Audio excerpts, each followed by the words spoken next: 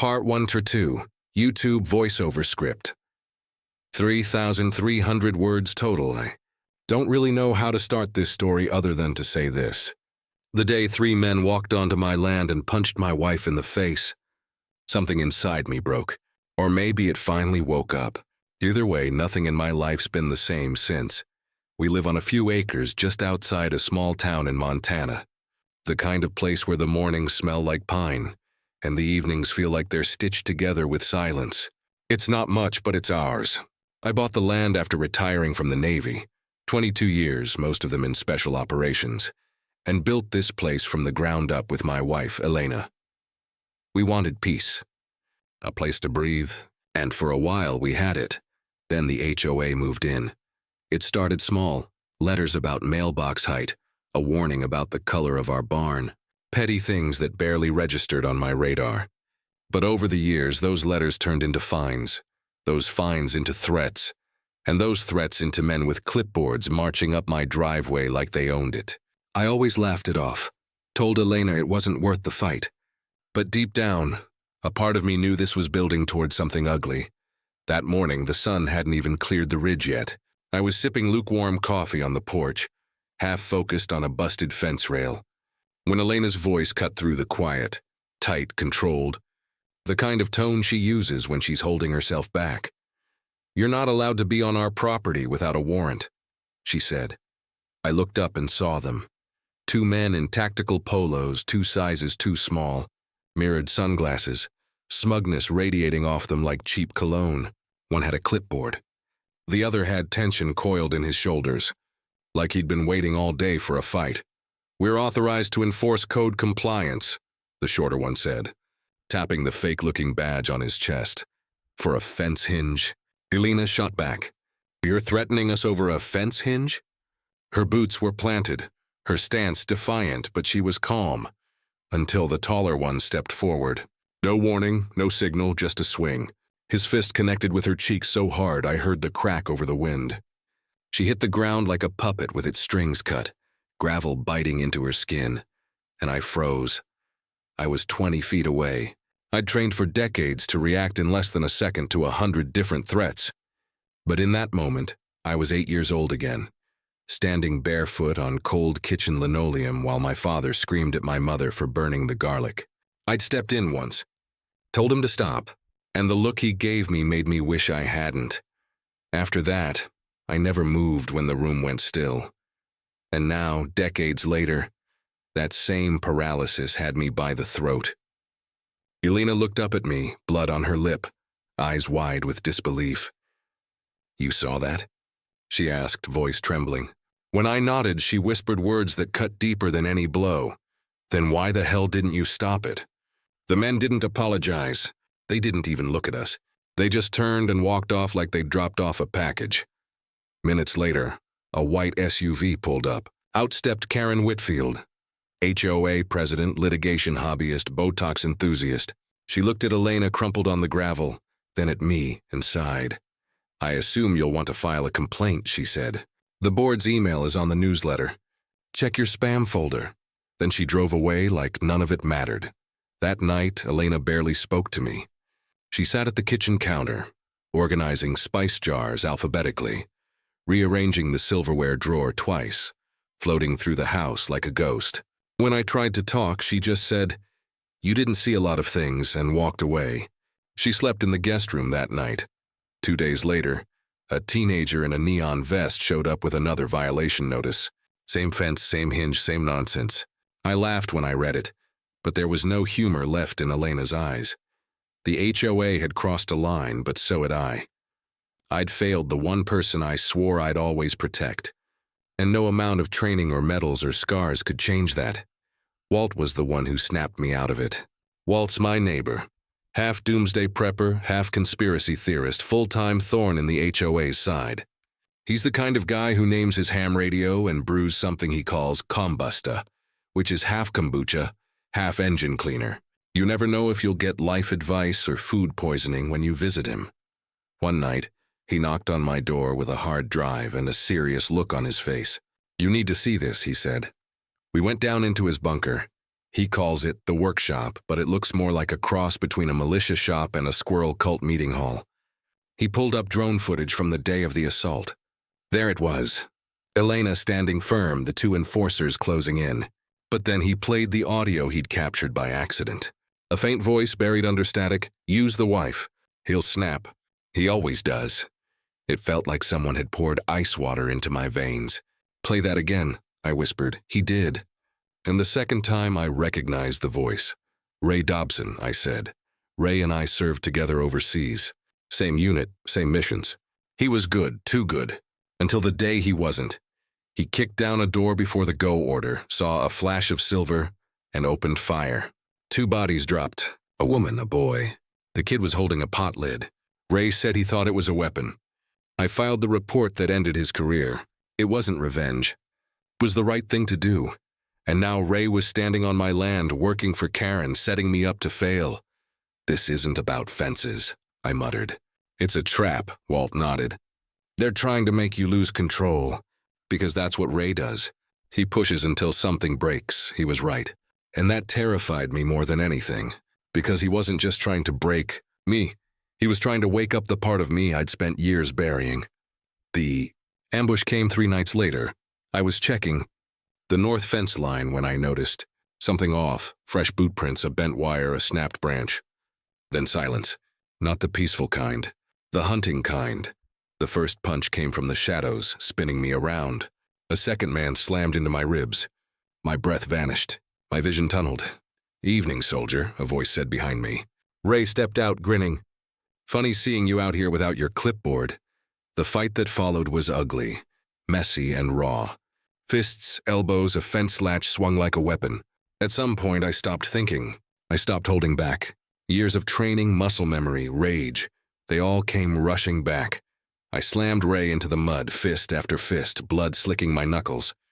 "This what you wanted?" I shouted. "This your plan?" He just smiled through blood-stained teeth. And then I heard her. "Elijah!" Elena stood barefoot in the field, watching me like she didn't recognize the man in front of her. "That's not the man who didn't stop them," she said quietly. Then she turned and walked back to the house. That hurt worse than any punch. Something shifted in me after that night. They hadn't broken me. They'd just taken the brakes off. And that's when I stopped reacting and started planning. I rebuilt the ranch like a fortress. Steel core fencing, hidden cameras, motion sensors, tripwires, homemade alarm systems. Walt helped, of course. His Frankencams were made from old drones and broken iPhones. But they worked. Every corner of the land was covered. Every approach accounted for. "This looks fun," Walt said one afternoon, eyeing the maze of wires. "You hunting intruders or mutant raccoons?" "Not hunting anything," I said. "Just making sure I know before they do." By the time I was done, the ranch wasn't a home anymore. It was a message, and that message was simple. Cross this line and you'll regret it. They came again, of course. Middle of the afternoon, like they were delivering a package. Karen, freshly manicured and full of arrogance. Ray, bruised from our last encounter. And a new recruit, big and twitchy. The type that mistakes volume for authority. "Mr. Carter," Karen began, "you are in violation of sections 12B, 14C. And you're not law enforcement," I said flatly. "No," she smiled. "But I'm the one who decides what happens next." Ray took a step forward and hit a pressure trigger. Suddenly, a wall of distorted audio blasted from hidden speakers. Reversed emergency sirens, foreign commands, pure chaos. The rookie jumped. Karen stumbled. And Ray? He flinched too late. A hidden net shot up from the ground, yanking him face first into the gravel. He screamed. The rookie lunged forward, only to get drenched by a bucket of rancid fish oil and hot sauce that launched from the barn loft. Then came the flashbangs, 4 in total, staggered booms and blinding light. When the smoke cleared, I was standing over Ray. Boot on his chest. "You crossed the line," I said. "You set a trap," he spat. "No," I whispered. "I built a boundary." "You ignored it." Karen scrambled to her feet, shrieking that this was illegal. "So was punching my wife," I shot back.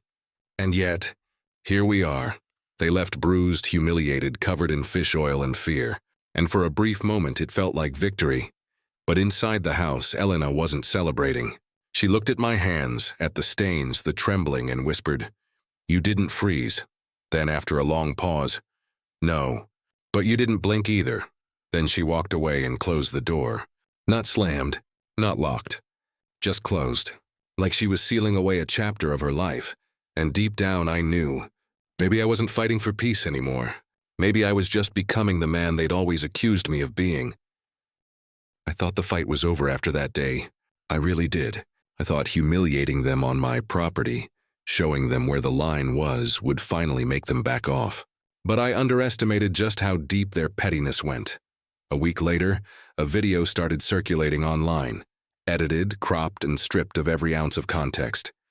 It showed Ray tangled in the net, Karen screaming, me standing over him with my boot pressed against his chest, and one simple line from my mouth, "You crossed the line." No footage of them trespassing. None of Elena's bruised face. Nothing about the punch that started it all. Just 5 seconds that made me look like a lunatic playing war games on farmland. Within 24 hours, I was on the local news. Ex-military rancher deploys tactical traps against HOA volunteers, the anchor said, with that plastic smile news people wear when they're trying to act shocked. One blog called me Rancher Rambo. Another headline read, "Why Rural People Shouldn't Be Left Unsupervised."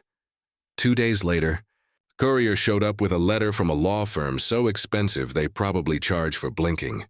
It was a lawsuit, $75,000 in damages for aggravated trespass deterrence, and hostile intent toward recognized community officials. A court date. A civil action. They were trying to bankrupt me. That night, Elena stood in the living room replaying the same 5 seconds over and over. "You set that trap," she said finally. "I protected my land, did you?" she asked, her voice trembling. "Or did you bait them into stepping where you wanted?" "They assaulted you," I said, louder now. "They hit you on our property. And now the world thinks you assaulted them." She took a step back, eyes hard. "I'm stuck between the man who let it happen and the man who planned it too well." I had no answer. And then she said the words that made me wish I did. "You're not the man I married.